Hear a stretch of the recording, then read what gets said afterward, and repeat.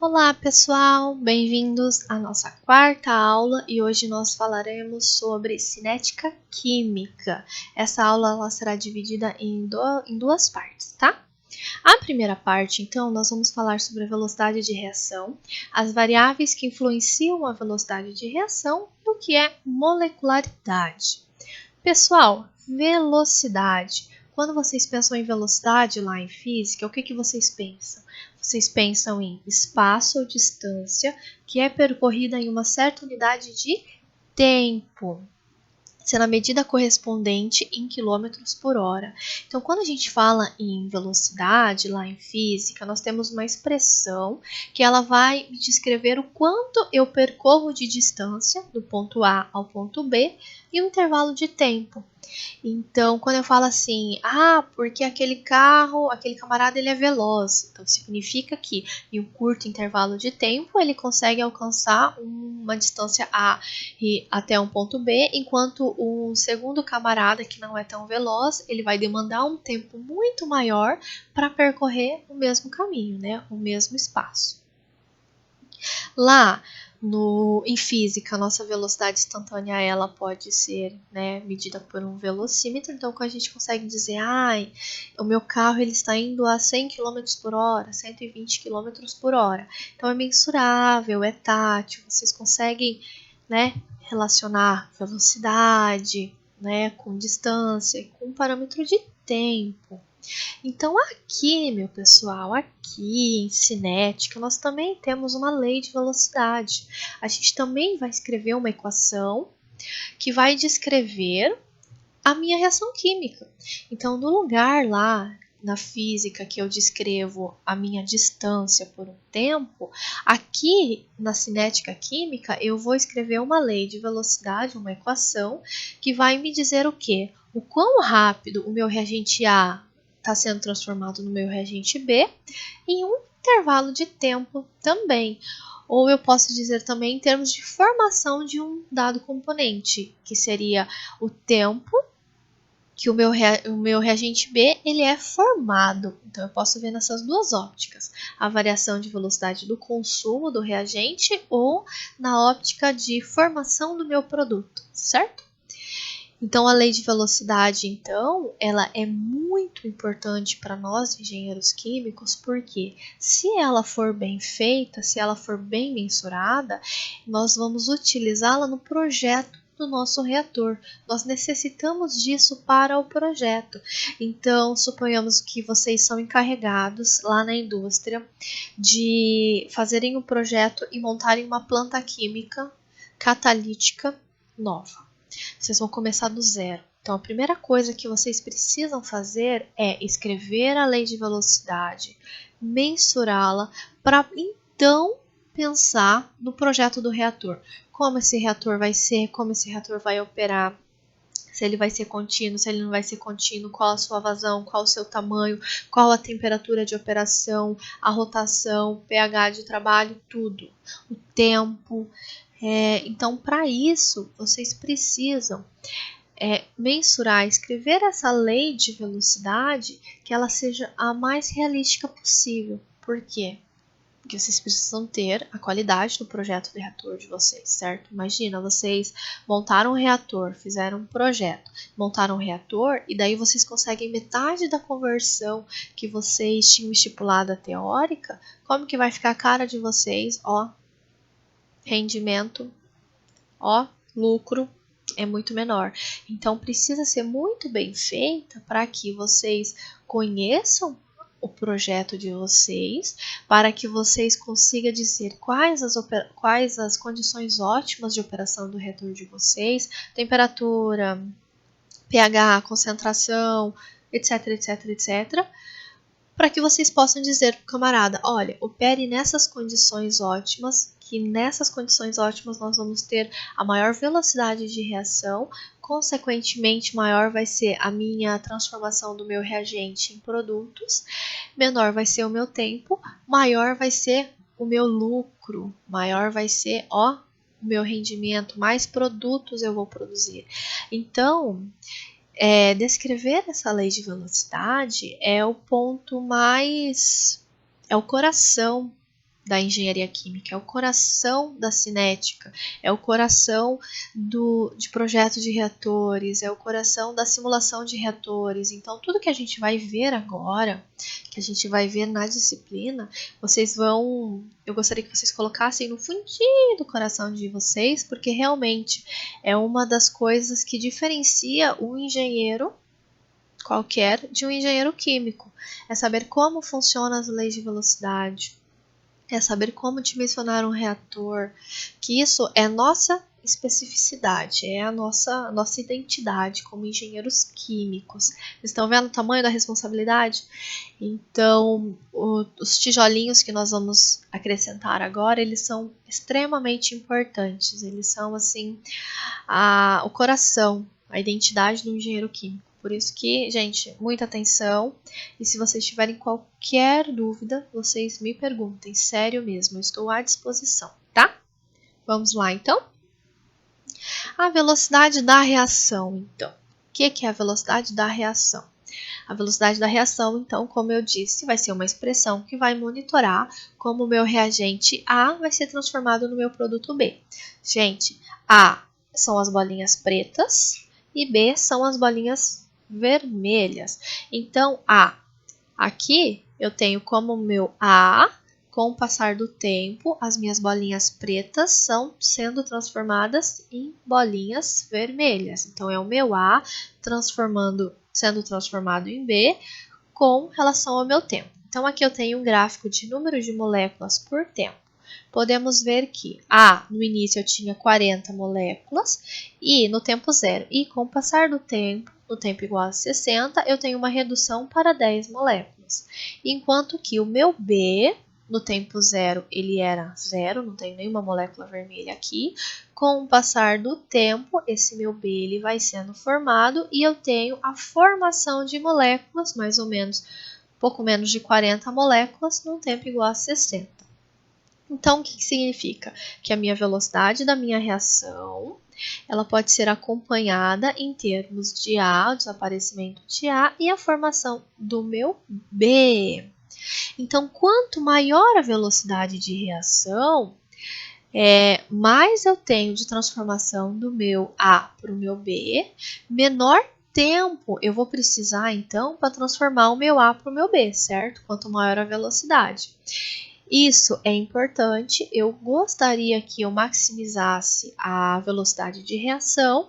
Por quê? Porque tempo é dinheiro. Quanto menor a velocidade, mais tempo eu vou demorar para atingir, né, o meu objetivo, que é transformar os meus reagentes em produtos, e tempo é dinheiro, certo? Então, eu realmente gostaria de maximizar a velocidade de reação no menor tempo possível, porque tempo é dinheiro na indústria, e é isso que gostaríamos de fazer. Então, a velocidade de reação, nós geralmente explicitamos ela como RA, no lugar de ser o V, né, da velocidade lá da física, que vai ser o RA. RA, então, vai ser moles do reagente que vão ser consumidos, né? O mol de reagente no plural que vai ser consumido, então, vai ser mol por unidade de tempo, lembra que eu falei para vocês que é sempre por unidade de tempo, assim como a velocidade lá da distância por tempo, a velocidade da reação química ela também vai ser por tempo. Então aqui vamos escolher os segundos. Mas ela também vai ser, como um adicional, por unidade de volume. Então, aqui a gente pode escolher os decímetros cúbicos, por exemplo. Então, a minha velocidade da minha reação, ela vai ser mol decímetros cúbicos por segundo. Aqui eu chamei de A, porque é como se fosse A mais B, dando C mais D, certo? A é quem? É o meu reagente limitante. O meu reagente limitante, ele está sendo formado ou ele está sendo consumido? Ele está sendo consumido. Então, se eu estou escrevendo em termos de reagentes limitantes, eu vou fazer um negativo aqui, porque eu estou dizendo para outra pessoa, olha, eu estou escrevendo a minha equação da minha lei de velocidade em termos do meu reagente limitante e ele está sendo consumido. Agora, se eu estivesse escrevendo em termos de um produto, meu produto está sendo formado. Então, vai ser positivo, certo? Certo, pessoal? Certo. Então, eita, escrevi em cima. Então, menos RJ, aqui J, né, de uma maneira geral, assim. O J eu vou escrever em velocidade de desaparecimento, então ele é negativo. E se for velocidade de formação, ele vai ser positivo. Então, depende para que ladinho que vocês estão escrevendo, certo? A cinética química, então, isso que a gente está, né, a cinética de processos, né? O que nós vamos fazer então? Nessa nossa disciplina, nós vamos desenvolver um mecanismo de reação e nós vamos obter uma equação ou sistemas de equações que vão dizer o quê? Eles vão me dizer a lei da velocidade, eles vão me dizer o quão rápido eu estou tendo a formação do meu produto ou o consumo do meu reagente. Então, o meu objetivo geral da nossa disciplina é escrever uma equação. Ah, professora, mas não tem uma equação fixa como tem a equação da velocidade que serve para todos os sistemas e para todos os casos. Não. Essa é a grande questão da nossa disciplina. A nossa equação que vai descrever a velocidade da reação, ela depende muito. Ela depende do sistema de vocês, se ela é elementar, se ela não é elementar, se ela é catálise heterogênea, se ela é catálise homogênea, se ela é catálise enzimática, se ela é catálise fermentativa. Então, para cada tipo de sistema, para cada tipo reacional, nós vamos ter uma maneira de escrever essa equação. Se vocês escutarem também a expressão equação da taxa, é a mesma coisa que velocidade da reação, tá? Certo? É a mesma coisa. Então, esse é o nosso objetivo. Então, vamos lá. A cinética química, então, nós precisamos, né, determinar a velocidade das reações químicas. É necessário meios, então, de controlar o tempo de desenvolvimento das reações. Nós usualmente, 99% dos casos, precisamos que as reações elas sejam mais rápidas. Então, por isso que nós fazemos a expressão e conseguimos o quê? Através de várias variáveis, aumentar ou diminuir, né, a velocidade da minha reação. Usualmente a gente precisa aumentar, tá ok? As principais variáveis que influenciam a minha velocidade da minha reação são temperatura, pressão, superfície de contato, concentração, propriedades do catalisador, grau de mistura, natureza dos reagentes e luz, certo? Então, essas aqui são as principais variáveis que, se não forem bem estudadas, se a gente não conhecer o nosso processo direito, elas vão fazer o quê? Não adianta vocês terem um reator mais tecnológico possível. Ai, comprei um reator lá da Alemanha, importado, maravilhoso, mas eu estou trabalhando numa temperatura errada, numa pressão errada, concentração errada. O que vai adiantar? Não vai adiantar nada. Vocês não vão ter uma conversão satisfatória. Vocês vão demorar muito tempo para que a reação se prossiga. Então, são variáveis que necessitam estudo. Vocês precisam parar um tempo, conhecê-las e verificar como elas estão influenciando no processo de vocês, certo? Então, é necessário fazer isso, tá ok? Primeira variável, então, é a temperatura.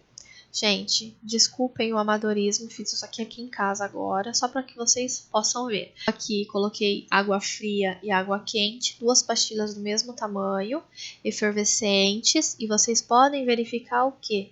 Que na água quente, a minha pastilha ela está se dissolvendo muito mais rápido do que na água fria. Por quê, pessoal? Porque o aumento da temperatura vai provocar um aumento da velocidade. Por quê? Porque, gente, o aumento da temperatura aumenta a velocidade. Porque quando eu estou numa temperatura mais elevada, o que vai acontecer? As minhas partículas, elas têm energia cinética, não tem? Elas estão lá se movimentando. Aumentei a temperatura, a vibração dela vai ser muito maior. Então, mais choques efetivos eu vou ter, ou seja, mais rápido eu vou ter a minha velocidade da minha reação química.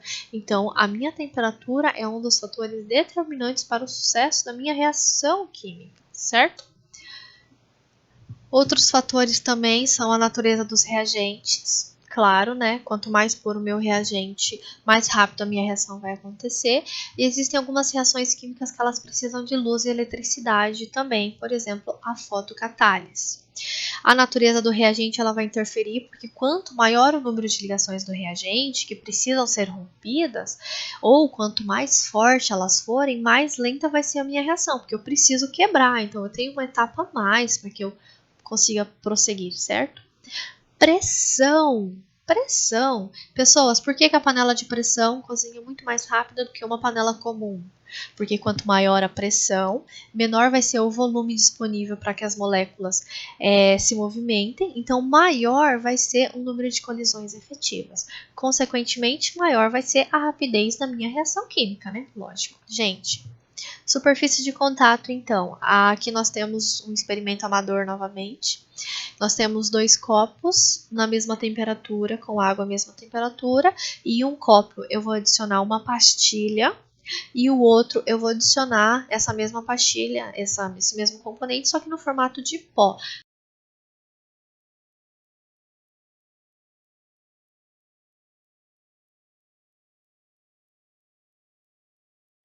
Quando a gente trabalha com pó, eu tenho um pó pequenininho. Então, eu tenho uma superfície de contato muito maior do que a pastilha. Vocês estão entendendo? Vocês imaginem um pó, uma areazinha toda recoberta e uma pastilha, mas é uma só, é uma área só. Então, quanto maior a superfície de contato do pó, por exemplo, maior vai ser a velocidade com que a reação ela vai se processar. Por quê? Porque mais intrinsecamente ela vai entrar em contato com a água e mais rapidamente a reação acontece, certo? Aqui nós temos a concentração. Da mesma maneira, gente, quanto maior a concentração dos meus reagentes, mais rápido vai acontecer a minha reação, porque maior vai ser a probabilidade de choques efetivos entre os reagentes por unidade de volume, então maior vai ser a probabilidade da reação e mais rápido ela vai acontecer, certo? Molecularidade, então. Molecularidade é o número de entidades moleculares que estão envolvidas em uma colisão simultânea, que resulta numa reação química. Então, a molecularidade, eu estou falando em quantas moléculas eu tenho para que bata, para que tenha uma colisão efetiva e que a reação aconteça. Pode ser uni, bi e trimoleculares. Unimolecular é quando eu tenho uma molécula de uma determinada partícula, choca-se entre si, né, uma molécula, e nós temos a reação unimolecular. Nós temos bimoleculares, então, quando eu tenho duas moléculas diferentes, se chocam e a reação acontece, então são duas moléculas, e trimoleculares, quando eu tenho 3 moléculas que se chocam simultaneamente e a reação acontece. Trimoleculares são raras porque eu preciso que tenha 3 moléculas distintas se chocando simultaneamente. Mais que isso não existe, porque a probabilidade de colisão ela fica muito pequena, certo? Referências da primeira parte, livro do Fogler, livro do Silveira, encontram-se lá na minha biblioteca, certo? Vocês podem acessar online, ok? Muito obrigada, parte 2 já já.